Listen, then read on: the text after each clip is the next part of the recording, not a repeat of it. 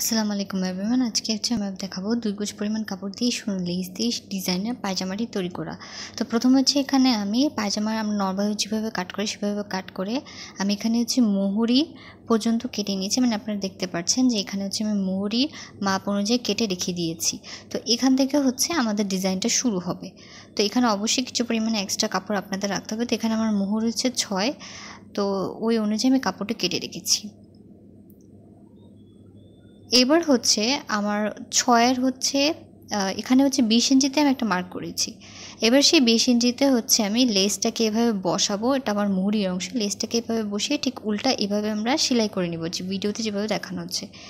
এরপর আমার কাপড় যতটুকু রয়েছে বা আমার মুহুরি যতটুকু রয়েছে এর ডাবল অনুযায়ী আমি একটা কাপড় নিব, এবং এই কাপড়টা অবশ্যই ২ ভাঁজ করা থাকলে ভালো হয়। এর মধ্যে প্রায় প্রতি ২ ইঞ্চি পরপর আমি একটা মার্ক করব। প্রতি ২ ইঞ্চি আপনি ভিডিওতে দেখতে পাচ্ছেন, প্রতি ২ ইঞ্চি করে ২টা মার্ক করে সেই মার্কগুলোকে আমরা সোজা করে মেশিন দিয়ে স্টিচ করে নিব একবার শেষ পর্যন্ত। এটা ঠিক এভাবে আপনারা দেখবেন যে এভাবে আমরা সেলাইটি করে এর উপরে লেসটা বসাবো। ঠিক নিচেও সেমভাবে লেস বসিয়ে আমাদের পায়জামাটি তৈরি হয়ে গেছে।